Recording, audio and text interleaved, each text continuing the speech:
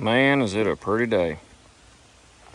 So, this is mostly what we packed in our bulk food packing class. I gave away 2 buckets to some individuals that helped, and so I put 2 old buckets. For those of you that have been buying Lowe's buckets for a long time, you know the gray ones have some age on them. So those came out of storage for this little experiment.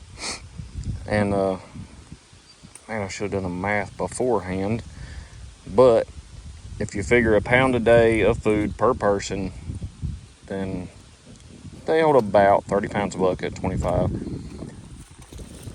6, 7, 8, 9, 11, 12. So that is 2 years worth of food for one single person. And give or take a little bit. And of course, divide it by your amount of family members. And people often say, I don't have any place to put this stuff. Okay, well, I don't really have a place to put it either. So where we do have to put it is out. It's full. Make sure my bucket lids are down all the way. So other people like Viking Preparedness, all that kind of stuff, they just pack it outside in barrels under tarps. So it gets pretty hot where we're at, and I have this insulation for a job and to do the barn. So I'm gonna try something. I'm gonna pack this stuff. That should help keep the summer heat down. I'm not worried about the cold. I'm gonna pack it up. I'm gonna cover it with a tarp. I wish I had a plastic pallet to put it on, but all I had is a wooden one right now. And I'd rather have all that sitting in the edge of the wood, the edge of the yard. It would probably make a mouse nest, but you could conceal it with hay bales for all you homesteaders that have critters. Lots of different ways you could do it, but I'd a whole lot rather have 2 years worth of food that mice may or may not get in, squirrels may or may not get in, than not have it. So chances of squirrels eating all that, pretty slim. Chance of mice messing it up, pretty slim. So I'm hedging my bets, and I think this will work. All right, one more little clip. Got it wrapped in the insulation. A little better on evening it up on this side. I'm gonna set it, I thought about it, I'm gonna set it on top of another pallet because I have plenty of pallets. And I'm gonna set it in the woods. I'm gonna cover it with a tarp and see what happens. Better to do something than to do nothing. All right, here we are, packed away. Sometimes there are places that you can put stuff that you never even thought about. I didn't want to just leave it in a tarp, especially an old tarp. It's not even a new one, just one I had. And thought about this.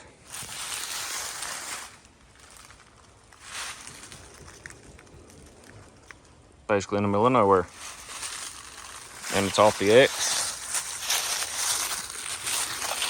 And it's on the way to one of our exit paths where we'd ever need one. Will it get mice in it? Of course it will. It's a dry, relatively warm place. Of course there'll be mice in it. Will they get through the buckets and through the Mylar and all that? Yeah, probably not. But if they do, I'll let you know. I'll check it in the spring and we'll see what happens. There you go. Look for resourceful options. Maybe some things that you're not thinking about. All right, another little video clip. Got the rabbits winterized. Of course, I'll make a door for this when it gets real cold. But just knock the wind off of them. Rabbits handle cold really, really well, but they burn a lot of calories, so you don't get good feed conversion. So when then close it up, I might actually have to open that up to let a little bit of heat out, actually. And here's the other one. Just put up the enclosure kit. Let that vent open. And that one. And the door will stay open most of the time. I say, not really so much for warmth, just knock the wind off of them. And I still got to empty out all the quail pens. I don't even know if I put that on camera. So all the breeder cages are empty. Still have to clean the poop pans out. It was cold here last week, but I should pretty warm right now. So let's go down here.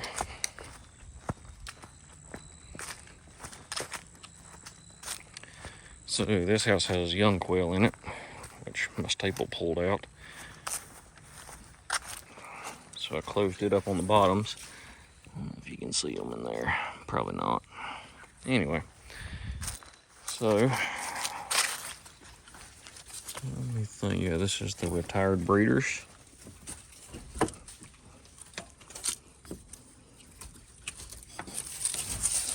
Let them enjoy retirement for a little while, and ultimately they'll end up going to freezer camp, and the young ones that are in the upper house are going to be our overwintering breeders. We do have one more batch in the brooder. Will be our last batch of the year, because how do you know when to move your quail out of the breeder cages? When they quit laying. Oh, grab this too. Sorry for the spin around there. And these are also destined for the freezer. They don't know it though. It's enjoying life. What else do we have? Lord have mercy. Oh, I got some big things to video. I just now thought about it, what all's happened since the last one. I'll do another clip. There we go.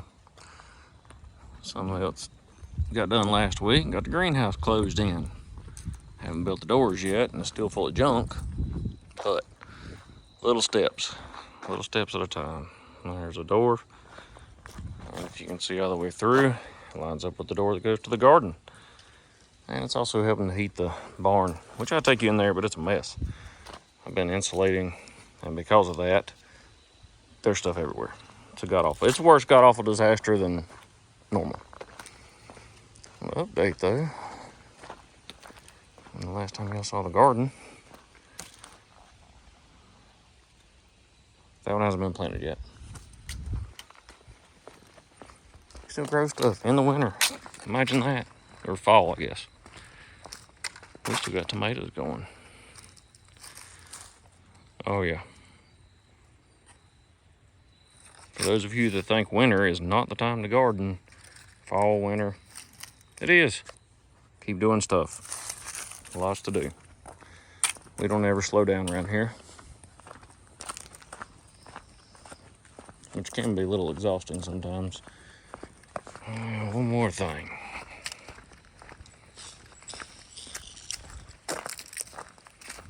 So we've been losing pressure in our tire on the tractor.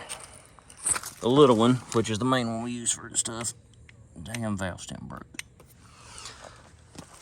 Yep. Never thought to keep extra valve stems around. Gonna have to do that. All right. One more thing, but I have to go up the hill to show you it. All right. I didn't actually get back up here to make this clip yesterday. I didn't think about it till today. This is Monday morning. We started this project a couple weeks ago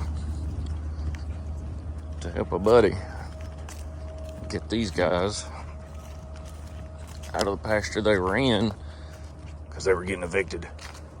They actually sold the land, so they get the cows off of it. I don't have much of a space for cows, but we threw this together to help them out. So, and it was cold and it was hard. These are both young bulls. He's coming over here because he got some attitude. That guy right there. And yes, it's a mess because all that stuff was in there. Old garden spot. Pig ain't out this morning. Another addition that we got to put in with her as a breeder is that guy.